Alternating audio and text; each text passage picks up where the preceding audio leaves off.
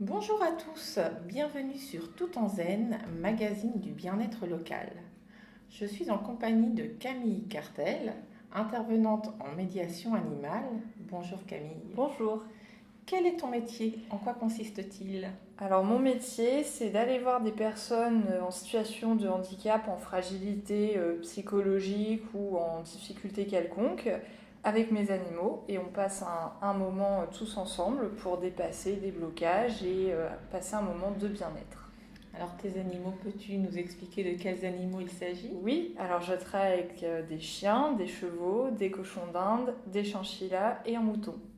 D'accord, et tu travailles donc dans quelles conditions? Chez des particuliers? Tu travailles dans des entreprises? Alors les séances s'adressent à des particuliers, aux instituts médico-sociaux, ça peut également être des associations, des entreprises.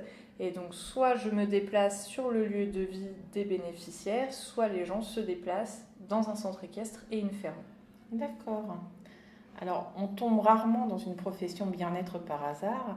Qu'est-ce qui t'a motivé, toi, à t'orienter vers cette voie? Alors au départ, en fait, j'ai commencé l'équitation sur prescription médicale du pédiatre.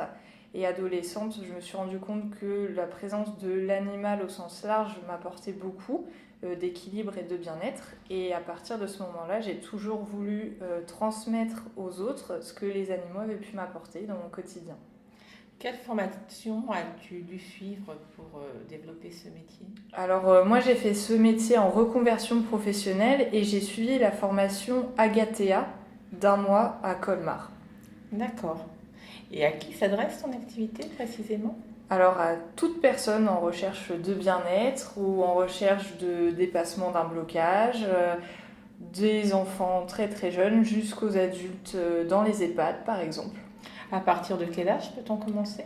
À tout âge de la vie, même dès tout petit, on peut commencer par de l'éveil avec les animaux. Et plus spécifiquement, comment est-ce que tu exerces? C'est plutôt en individuel, auprès des familles?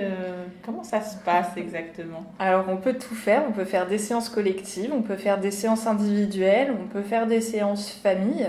Et en fait ce qui se passe souvent avant les séances, moi je rencontre soit les référents institutionnels des gens, soit les personnes, les particuliers qui viennent d'eux-mêmes. Et en fait on met en place des objectifs à atteindre et pendant les séances on fait des petits ateliers avec les animaux et sans les animaux pour atteindre ces objectifs.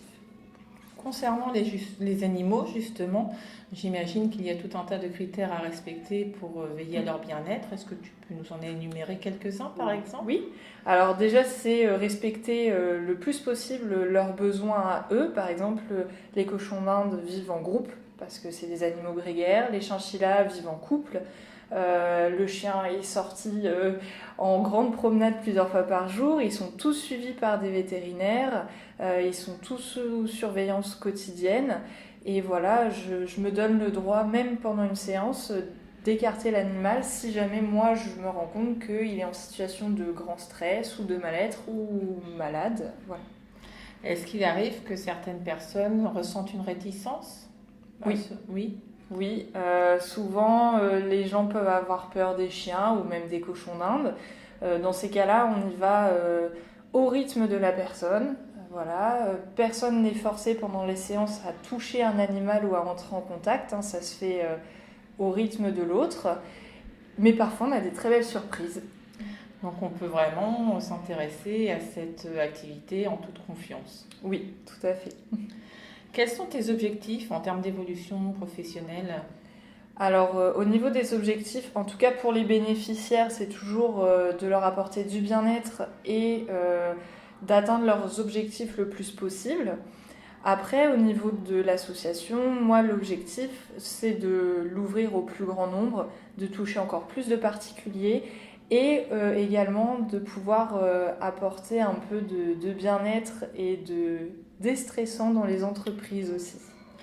En termes d'objectifs, justement, quels peuvent être les objectifs des particuliers? Est-ce qu'ils viennent te voir en ayant un objectif très particulier ou Alors oui, pour les particuliers, souvent, on travaille autour de la gestion des émotions, de la confiance en soi. Pour les familles, par exemple, c'est pour que chacun retrouve sa place au sein de la famille. On peut travailler autour de la communication, de la motricité, du repérage dans l'espace. Et ça peut aussi également travailler sur la phobie d'un animal, par exemple.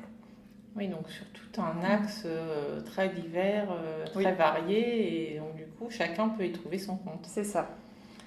Donc des projets à venir, des salons, des événements prévus?